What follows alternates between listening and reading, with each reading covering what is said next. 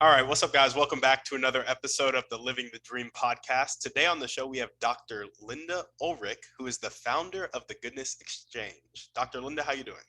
I'm doing great. Thanks so much, Timothy.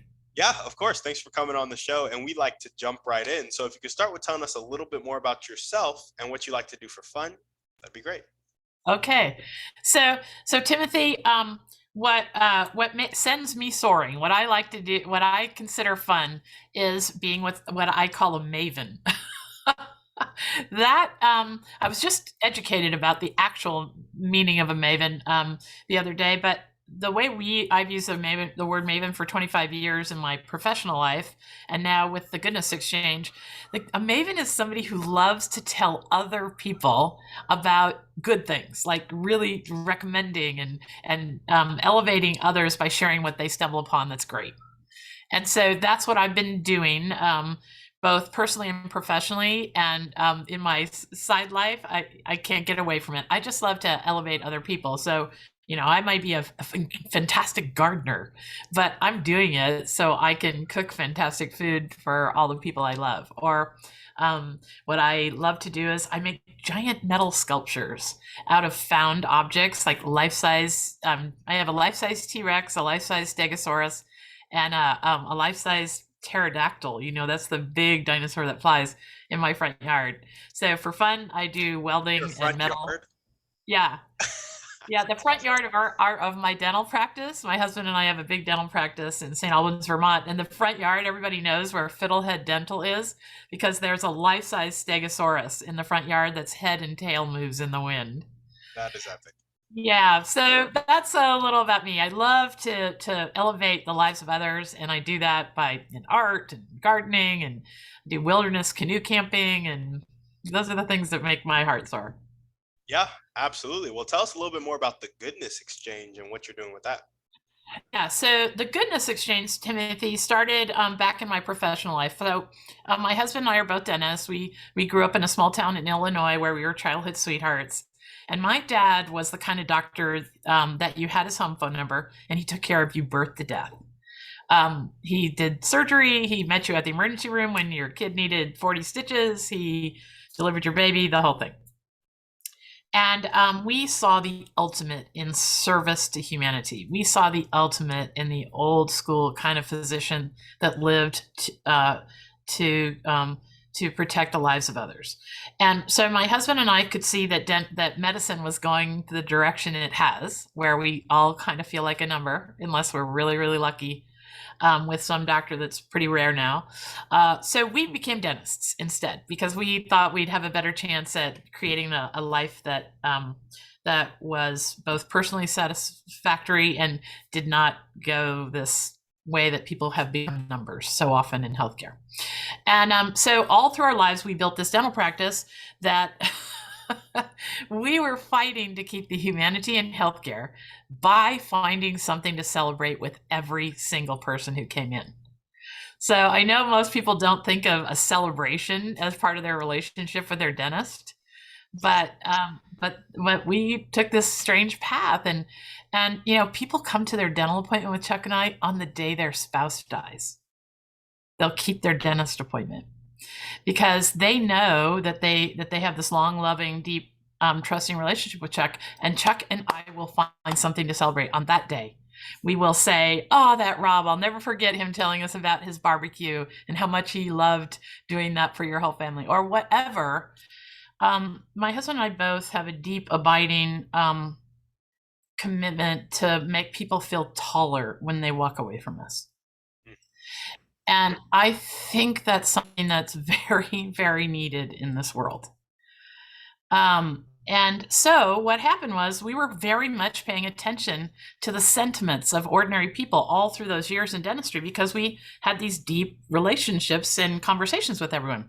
And we started to notice in about 2008 that people started to have a really serious sense that the future was failing them or was going to fail. Now, if you think about what happened in 2008, you were too young probably to even know this, Timothy. Yeah, but in 2008, there was a great crash.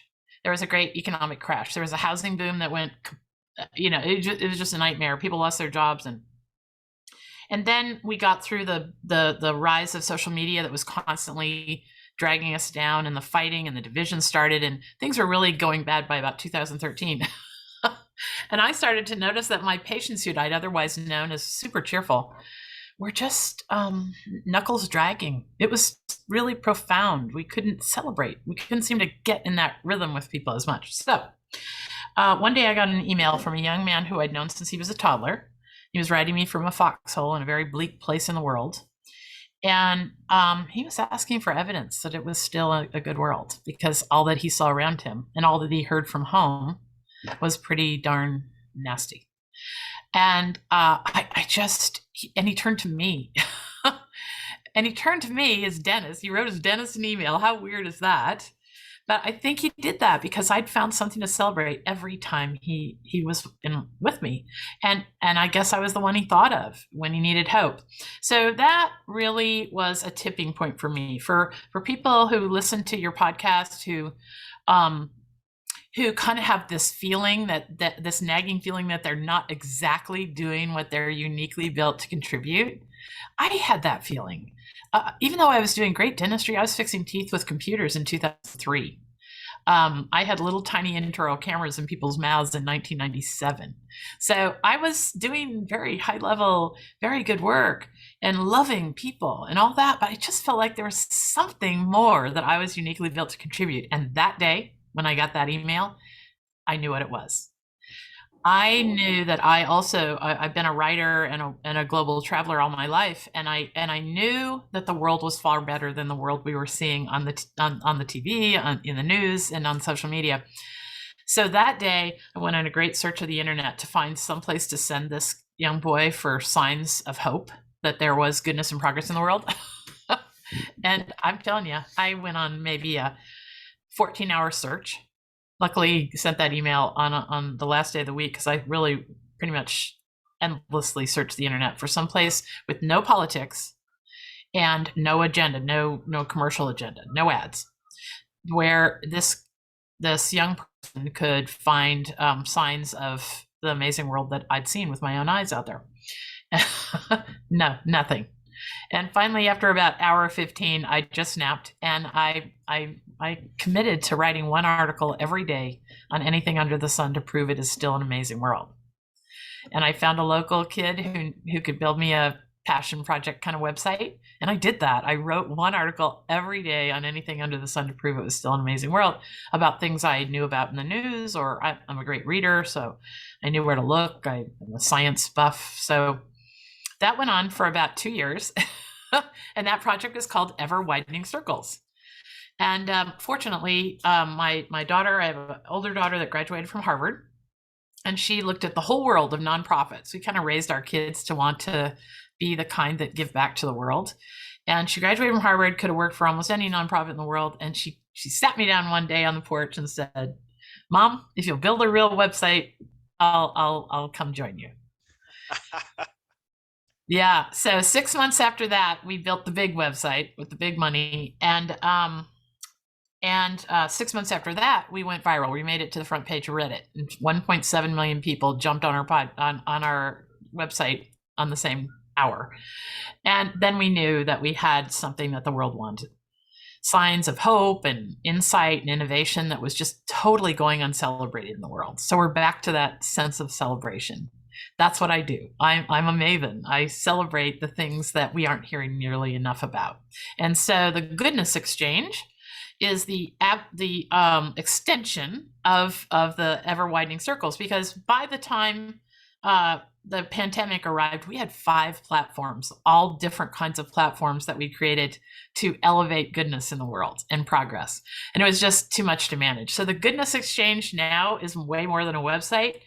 The Goodness Exchange is more like a landscape, and we have more planned. But it's like a landscape where people can find possibility and find their possibilities in the stories of others. I've got a podcast called the Conspiracy of Goodness podcast. And then there's 1,000 articles there on the Goodness Exchange about innovators who are we're ordinary people like you and I, who stumbled upon this, that, and the other, and then became these people who are now out there solving some of the world's greatest problems. And most importantly, there's a social media community there called the Conspiracy of Goodness Network. And that is what we need in this world. We need a social network completely devoted to people with good intention and good ideas. And there's a little bump in the road to be a part of the Goodness Exchange network. So we're going to keep the folks who just want to build chaos and drama. We're gonna keep them out. I hate to say it that plainly, but that's what we're going to do. That is amazing. It's a story. I'm sorry it took that long. My answers will be much shorter, but that's a journey. And that's what I understand you're all about, is the journey of following your dreams and hopes and living a life that is well lived. Yeah, yeah, absolutely. Tell us, well, I guess the listeners, I bet, are expecting kind of the typical, let's just make sure your motivation's clear.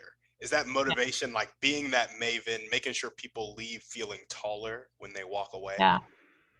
I love Yeah. Yeah. So, growing up with somebody like my mom was a nurse. She was an incredible person. She was orphaned by age 11 and crossed the United States all by herself, coast to coast, to find a long lost aunt at age 11.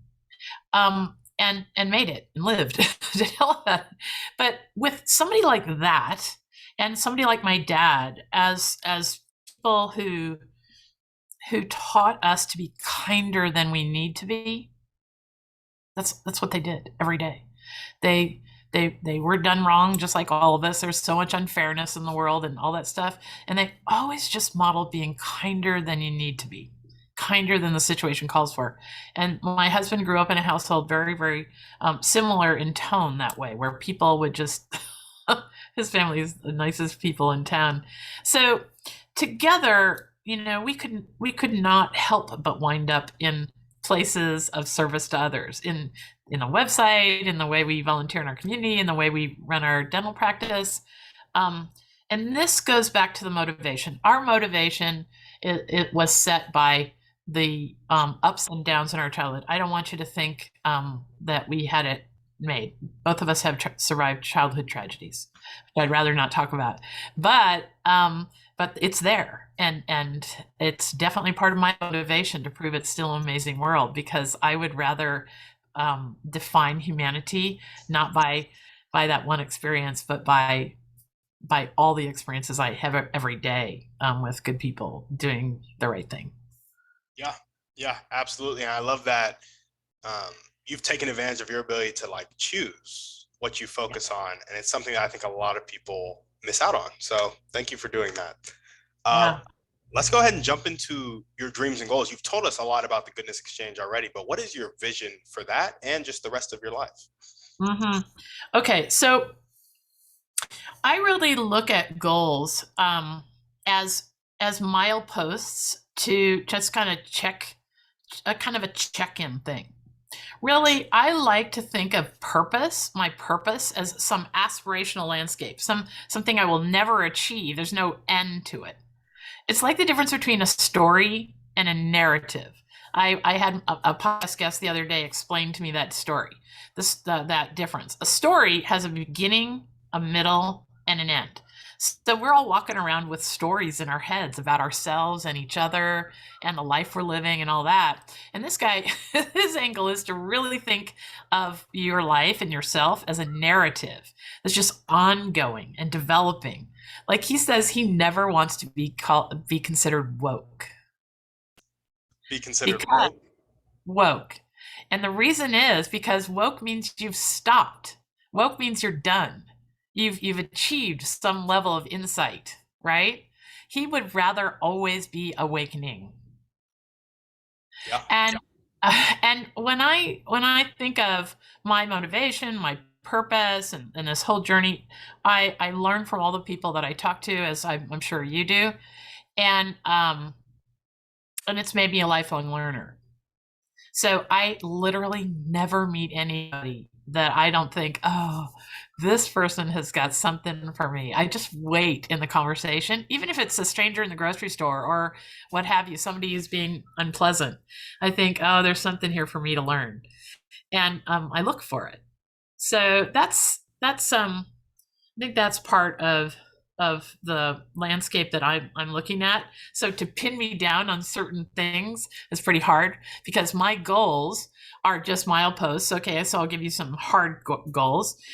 We would like to change the negative dialogue about our times. That's what the Goodness Exchange is about. We would like enough people to know that what we see on the news and the social media is only a slice of reality. It's just a small slice, and that there is this enormous wave of goodness and progress happening in the world that almost no one knows about yet. So, one of my goals, a milepost, is to get 25% of people to know that this is an amazing world and to know the kind of insights that we write about and celebrate every day at the Goodness Exchange. 25%. So, that's if you had to pin me down, Dr. Lynda, give me a goal. Now, my dream is that we can open a new era, that we can put all this behind us. We can look at it about like we look at the the harshness of the 1960s. There were super good things happening, but that was a rough decade, man. Seriously, think of the things that society was going through there. That we will one day look at the chapter that we've just been through for the last 10 years, the way we look at the 1960s as pretty rough, and that we can actually open a new era. So that's my dream, is to get enough people on this planet to know that it is still an amazing world and start celebrating it and adding to being part of that. And 25% will do it. There's some neuroscience on that because once you meet 25%, the rest is all something that occurs like a domino effect. There's some science to that. Gotcha. I love that. There was a celebrity guy, like an actor, who kind of did something like a very small chunk of the Goodness Exchange as a YouTube series. Did Yeah. you hear about this when he was Is doing it? that Nasser? Do you know who Nasser is? I do not know who Nasser is.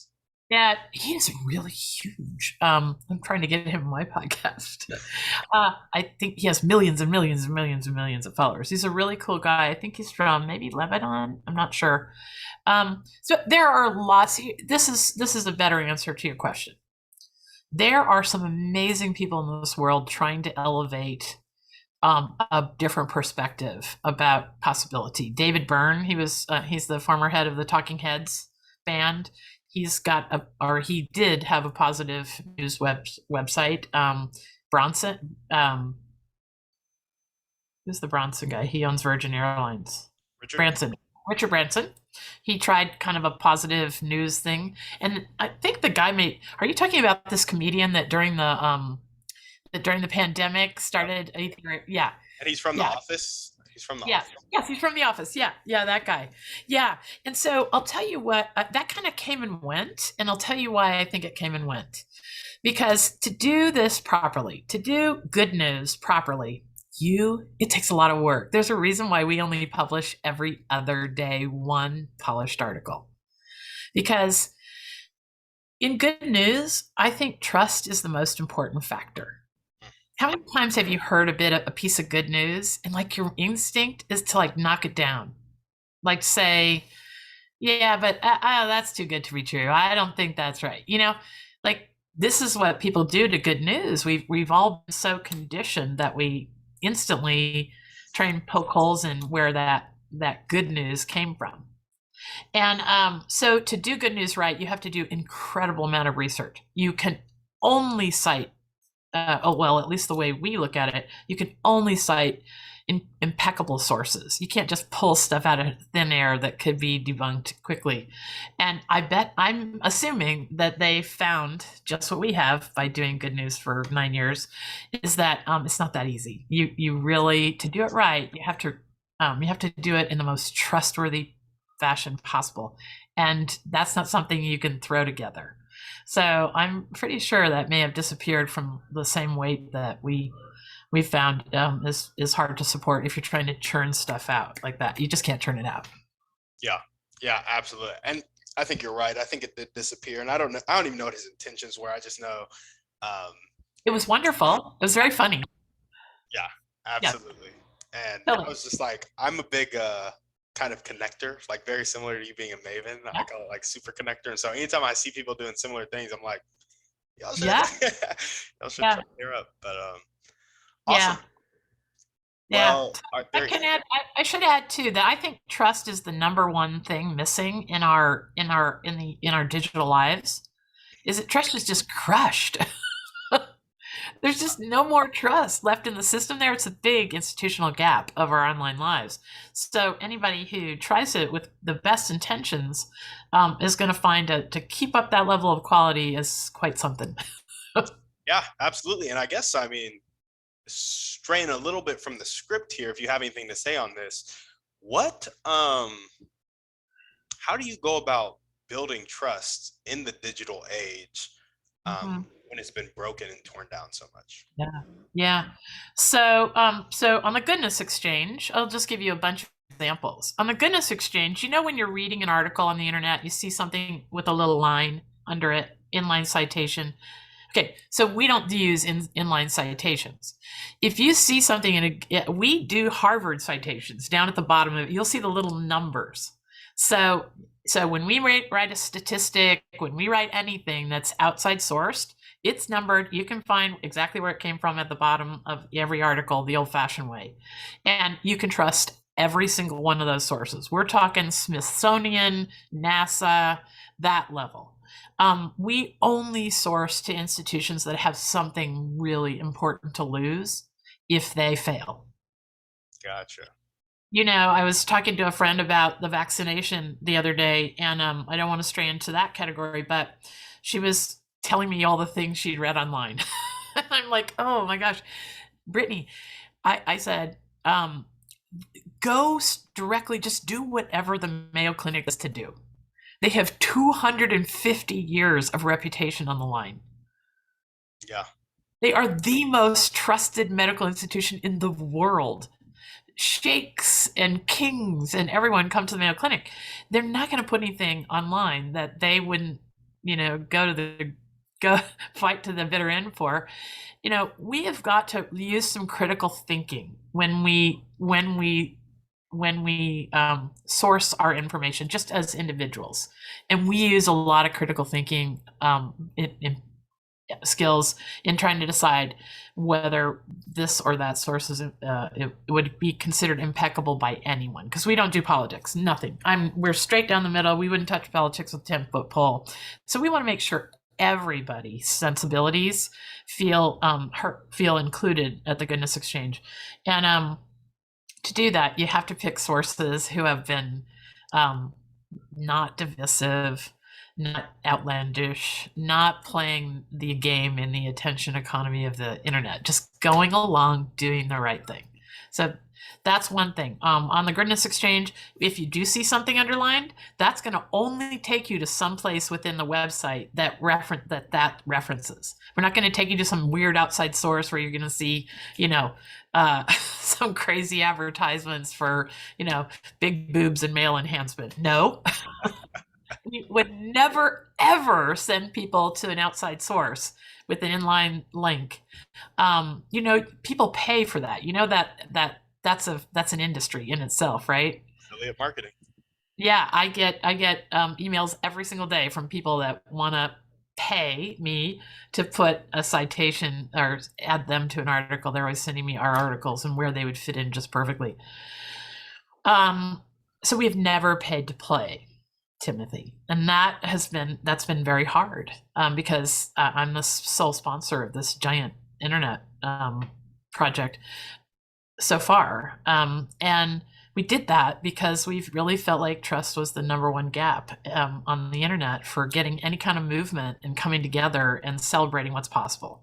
And so there it is for everybody. And now we have a very, very minimal membership fee. Now it's $2 a month Helps because out.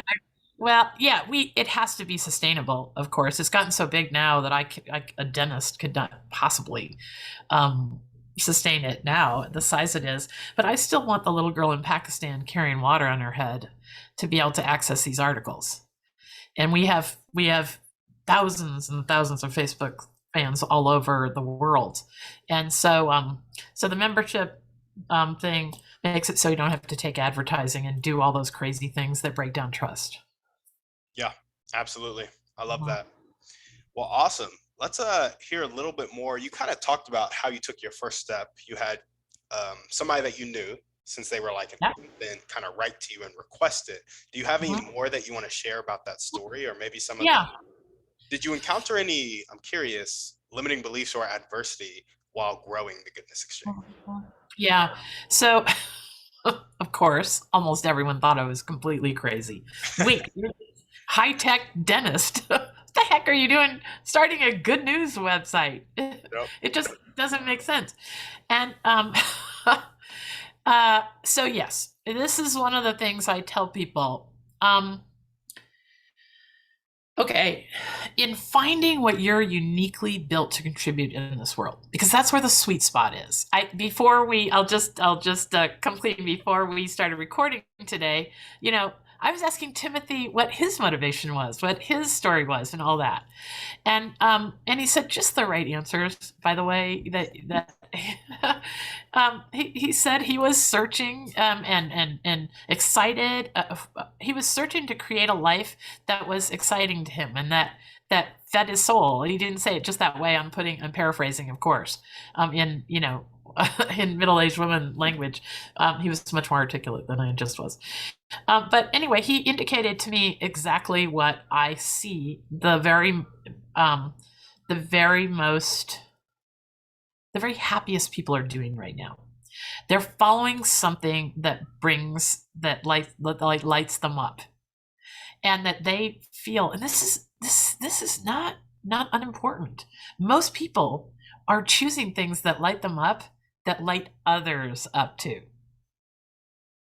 Mm. And you mentioned that you know that there's a back and forth going on here between people who love the guests you're talking to and your style here and so forth. And that's really, really important, that we all go out and find what we're uniquely built to contribute. So the thought I want to add to people's way of thinking is that I did some research on this. I think the word purpose may be overused already. If not, it's going to become. But find your purpose, all that stuff. I wish there were better words, but I haven't found them. Have you found them? I've not.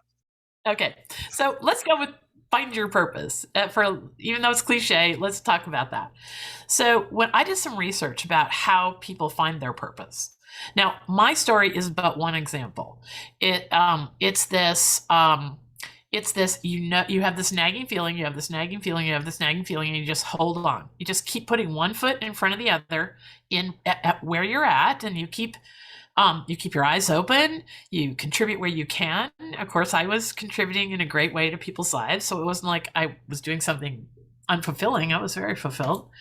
And then one day, the event presents itself, where it's almost like you've been walking along in a room that didn't have enough air, and you didn't realize you hadn't been exhaling, and then all of a sudden, it's just there.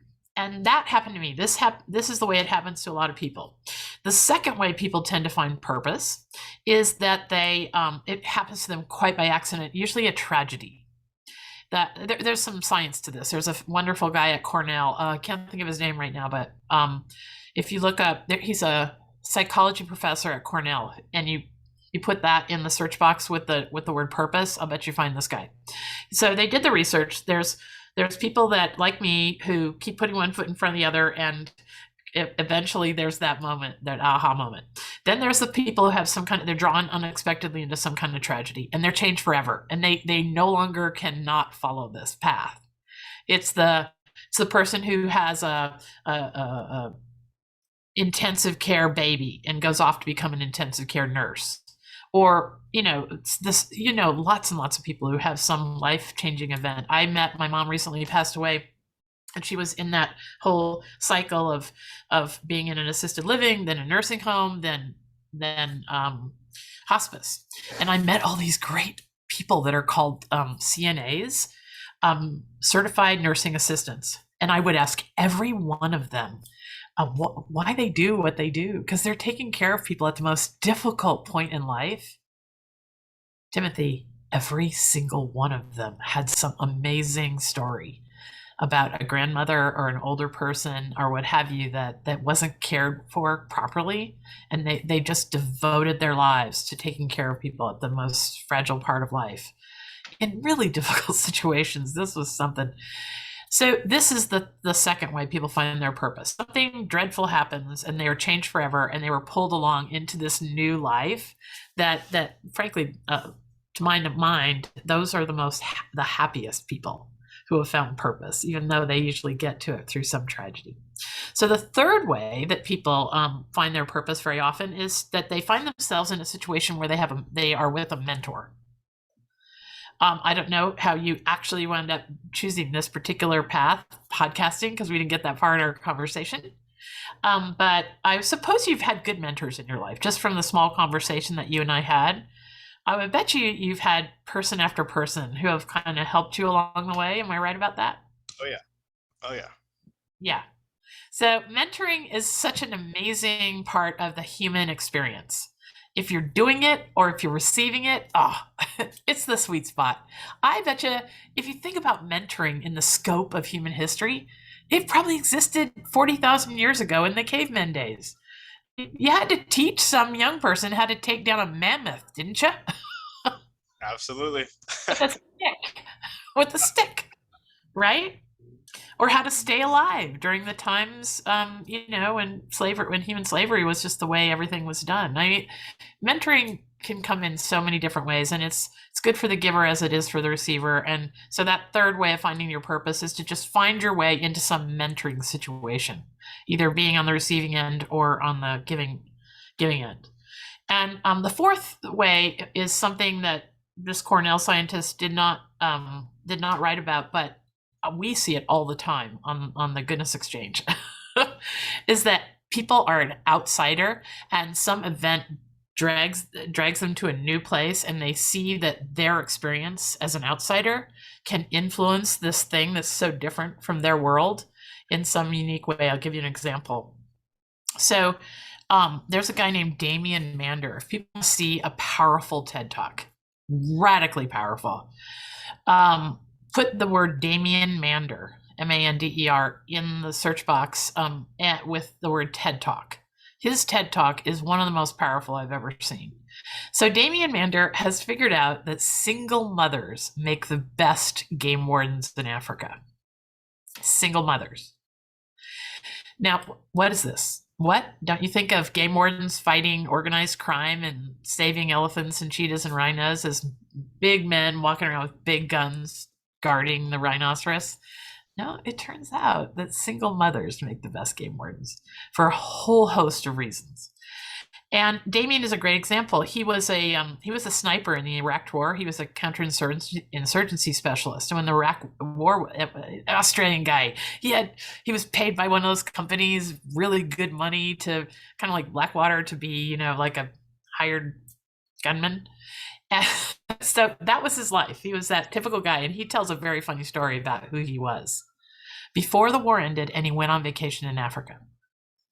And so he was on vacation in Africa on one of those touristy game drives, and all of a sudden they came around the corner, and there was a wildebeest that had gotten caught in a leg hold trap, an illegal leg hold trap, and had torn her own leg off. Dang.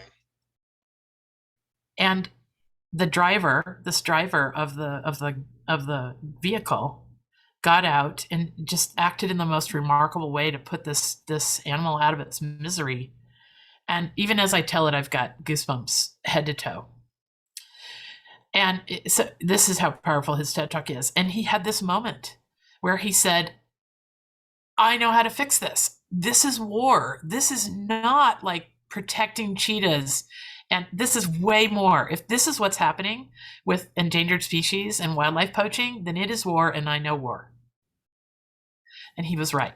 Turns out all wildlife poaching in the world is based in organized crime and the trade of animal parts. And he has created this system that's now being transported all over the world to protect wildlife. Do you know who a woman named Jane Goodall is? I feel like I've heard the name.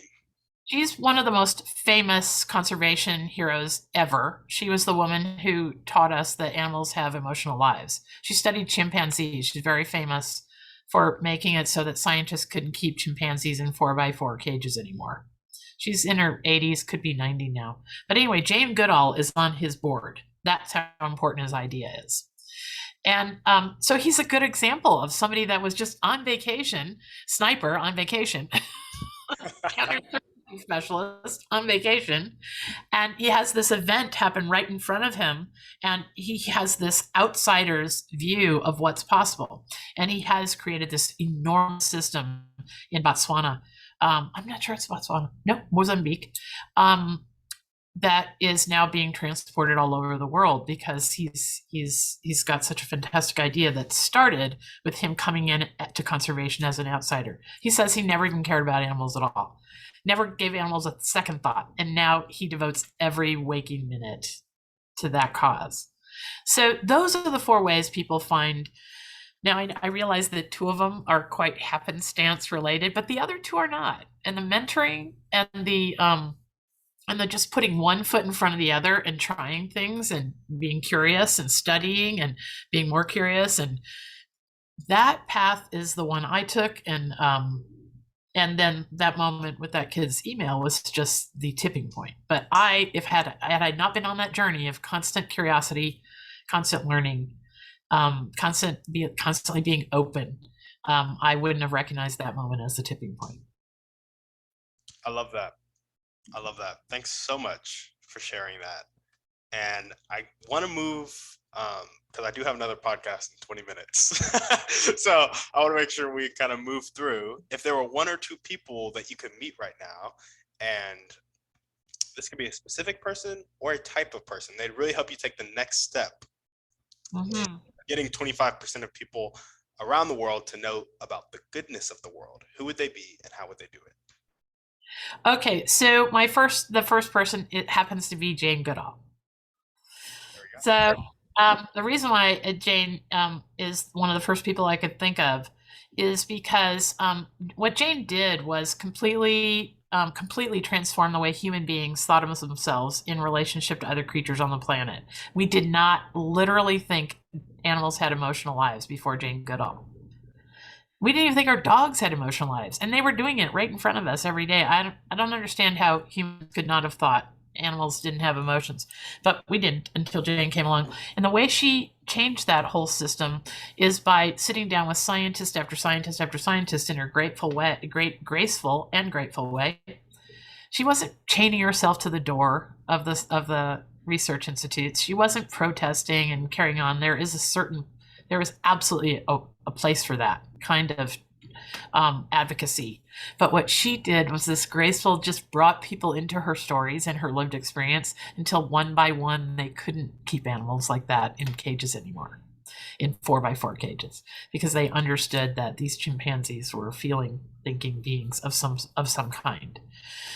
So I love that graceful way that she changed the world, and I aim to do the same. I'm uninterested in creating enemies. I'm uninterested in division. I change the division to discovery all the time.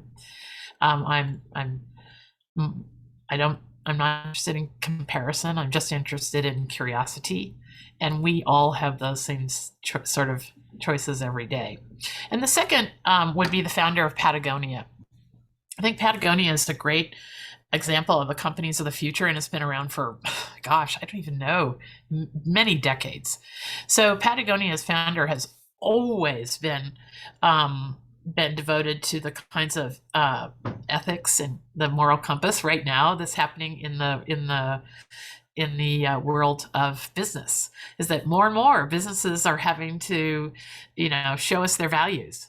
And we're getting to choose whether we want to give our money to companies that value this versus that.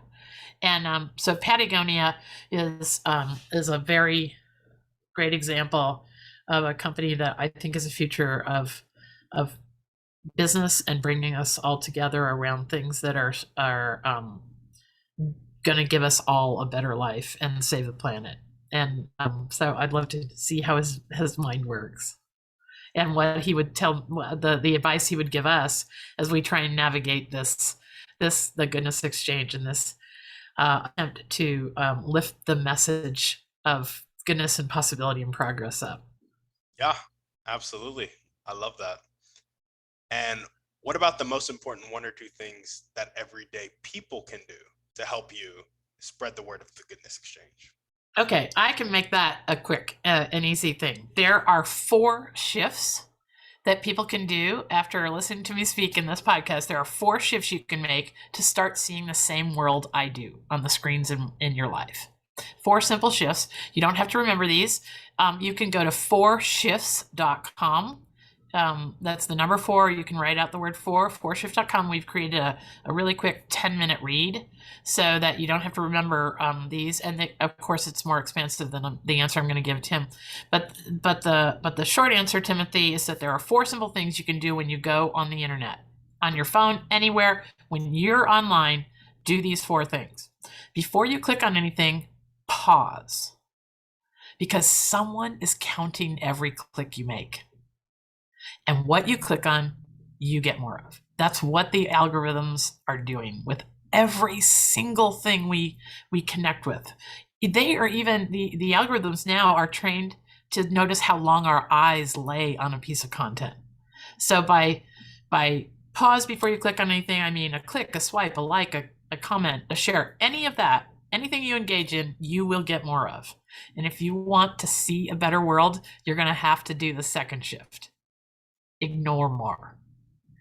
So we can literally ignore the chaos building into obscurity if just 25% of us start pausing and ignoring about 80% of what we used to click on. And that sounds like a lot, but really the internet now, almost every bit of content on the internet is meant to trigger our amygdala. That's our fight or flight part of our brain.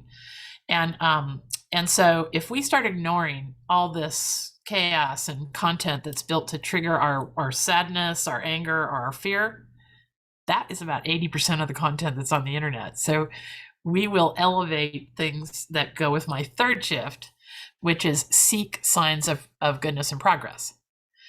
Your algorithms are looking for what you're seeking. You're seeing that, right? You Google some consumer product, and then that's all you see for 2 days. That's the same is true of what you seek for content. So if you seek goodness and progress as content, your algorithms will start feeding you that. And the 4th shift is share. When you find signs of goodness and progress, for gosh sakes, share it. If you're on Facebook or Instagram or somewhere and you see a story about a 10-year-old who raised $1,000 for the Humane Society, just for gosh sakes, don't just like it, share it, because we all know that a share can create a wave of its own and go out in giant numbers. And that's how we start getting that kind of content to the top of the internet. If all we're sharing is our bickering and our, can you believe this? Or our whatever, then that's what we get more of. We've got to share signs of goodness and progress. So that's it. Pause, ignore more, seek signs of goodness and progress, and when you see it, share it. There we go. I love that. You guys can definitely go share the goodness exchange first and foremost, because that is one that consistently is putting them out. Yes. And that is what we need people to do, because that's what we're built to do, is elevate this narrative, this part of the story. That we're built to become multipliers for Timothy's work and everybody around the world that's working so hard to create a better future. Absolutely. There we go. Well, awesome. And again, that is at the 4 shifts, not the 4 shifts, but 4shifts. 4shifts.com, the number 4, or you can spell it out. Mm-hmm. Awesome. There we go. Well, now we're going to jump into our Thriving 3. What's your favorite book, movie, or podcast? Pick one. Okay. I really like a podcast called Hidden Brain. Hidden Brain is an NPR podcast. It's a neuroscientist. I know we already sound very boring. It is not. Hidden Brain is a podcast devoted to telling us how we are wired, how our minds work, and how that works in society. Um, you can find things there, everything from explaining how our minds work on everything from our working lives to the way we interact with our kids to explain social media. The best episode on Hidden Brain is how outrage is hijacking our future. Whoa, I tell a great deal of people about that one episode almost every day because it totally explains what's happening in our social media lives, and you will never look at social media the same again. How outrage is hijacking our future, Hidden Brain. So that's a big one. And I've turned so many people onto that podcast, and we learn about ourselves and we learn about others. I can just listen to that one straight through for hours. Gotcha. Love it. I am a big fan of how the brain works, and I think understanding our brain. Oh, Another like book that taught me a lot about how we kind of form habits, Atomic Habits. It that's talks a little bit about how the brain works. Man, I good. love it. Yeah. I love it. I think I'm going to interview that author pretty soon on the Goodness Exchange podcast. Not really sure, but I know we've got some feelers out there. That is a concept. Understanding how our brain works with habits is like the only way to improve our habits. You just have to trick yourself almost, or at least understand how you're wired and why you're doing it that way that's not so good. Absolutely. And what's one way you like to take care of yourself? Let's see. I really, I'm very contemplative. I like time to just to just be present with myself and with my surroundings. Earlier in the podcast, you could see the body of water outside there. I can sit and watch those waves and just have my mind unoccupied, set free for a good half hour a day. And that's the thing. We have so much head chatter, mental chatter going on in our brains. I guess that's a better way to say it, Timothy. To take care of myself, I find at least a half hour a day to completely shut out the mental chatter and to just be sort of present with myself with good thoughts and gratefulness. And boy, that's a big reset every single day. I love that. Do you have any tips for gratitude for those listening? Because I know it's something that I've heard. I'm really big into success literature. I've heard a Yeah. lot of people who are successful talking about their life being rooted in gratitude, but I've had trouble feeling gratitude myself. Yeah.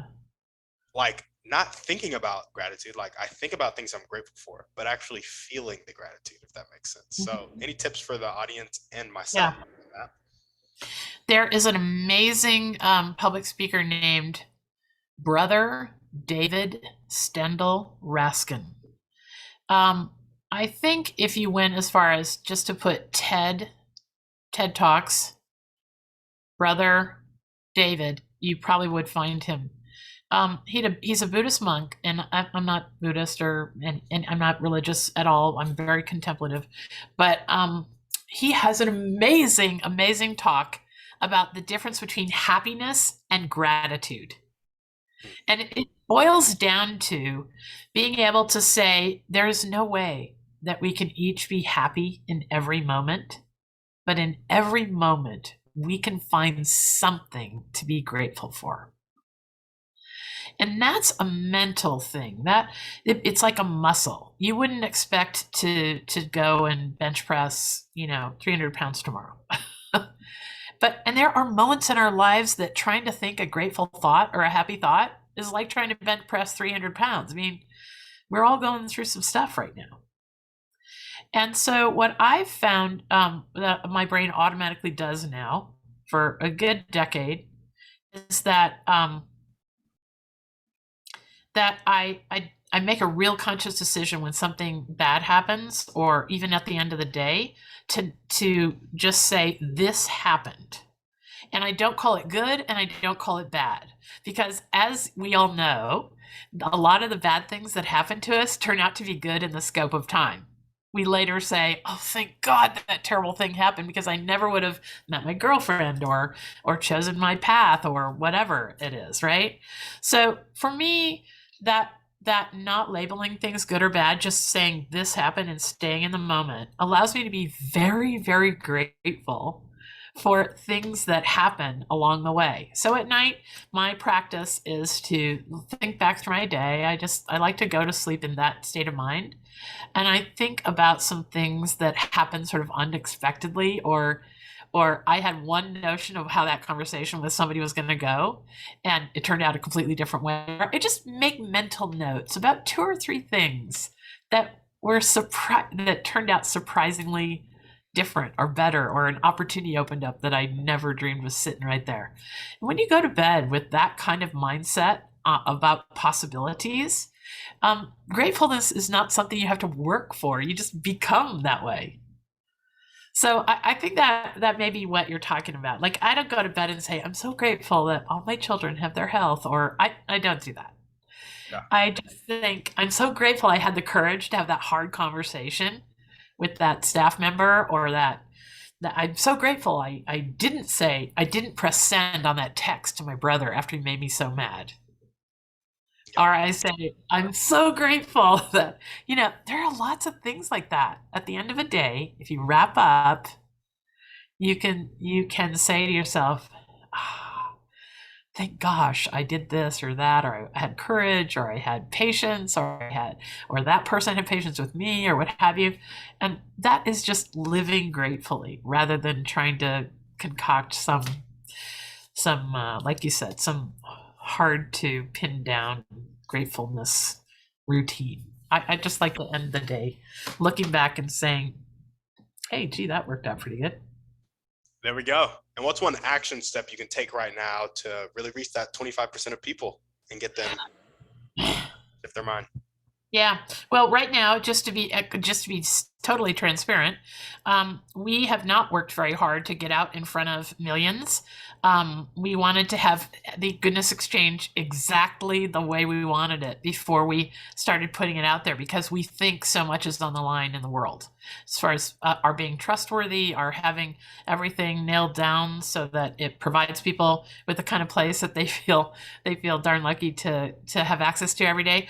So right now we're going out into the world of marketing, and the thing that I need to happen is I need millions of people to know that we exist.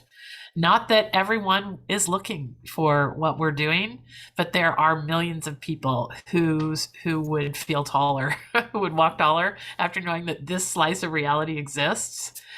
So that's what I need next. I need millions of people to know we exist so that we can help the world open a new chapter. There we go. And our last question requires a bit of pretext. And I think you've already kind of answered it, but we want to reiterate it real quick. You know how there are people who have a really fixed mindset, not willing to accept help, they're not willing to accept change. Sometimes they live their whole life like that, and sometimes, unfortunately, they'll die like that. Other times, they'll change to more of a growth mindset, willing to accept help and willing to accept change. In your opinion, what is the catalyst that causes that change? People going from one kind of mindset about change to the next. Yeah, from looking at life with a really fixed mindset to looking at life with a really like growth mindset. I'm accepting help, I'm accepting change now. What's the catalyst? Yeah. So I think the difference is making decisions from a position of fear versus making decisions from a position of love. So whenever I'm trying to make a decision, that fear creeps in. Oh no, should I tell my kids to go to school during the pandemic or not? Should I tell them to take a gap year, right? So if I give that recommendation to my kids, and I'm paying $70,000 a year for their college education, so this is not like without real implications, right? Yeah. If I make that decision from a position of fear, for instance, one could say, oh well, they won't get a real college experience out of this year, so they might as well take the pandemic off and do a gap year. That is making a decision from a position of fear, what I think they won't get, what I think won't happen, or so forth. But if I make that same decision or recommendation to them from a position of love, I will say, you I know you love life. I know that you love the opportunity. My kids have traveled all over the world with us since they were toddlers. You know, you can't do that during the pandemic. This very thing that most people would put in the category of taking a gap year, go travel, put on a backpack and go live in youth hostels all over the world. You can't do that during a pandemic. So, what is a loving thing that you can do? What do you love that you can do during the pandemic? Not what do you fear will happen or won't happen, but what do you love? And so when I make my recommendations to my kids, I say, "Hey, what do you love?" And then make that decision. And you know what? My kids love that. My son, that's a college senior, he loves people. He loves interaction. He loves the socialness of college. And you know, they went. They went and they they went. He actually lived in a dorm and still went to class online. And he got to be around his buds, and he plays basketball for a college, a university, and he got to have all that interaction and so forth. And so he did what he loved. So he made a decision based on love, not fear. And so I really think that's the advice I would give people is when they're making a big decision, decide which position you're using to make this. And when you make decisions out of love, you can almost always live with the consequences. But when you make decisions based on fear, very often how things turn out, you'll have some regrets. Awesome. I love that. Well, Dr. Lynda, thank you so much for coming on the show. Great. I'm glad to be here. I'm delighted that you're doing this. You are part of that wave of goodness and progress that I'm talking about. Awesome. Thank you so much. And if you guys are listening to this and you loved what Dr. Lynda had to say, make sure to check her out. Where is the best way to reach you? Yes, I would say, go to the Goodness Exchange. You can see my podcast there that called the Conspiracy of Goodness podcast. You can find articles there that are crazily inspiring about new perspectives and people who are doing cool things in the world. And so you can contact me there too. There we go. And as we always ask, send this podcast to 1 to 3 people need to hear this message. Shoot us a 5-star review on iTunes, and we're out.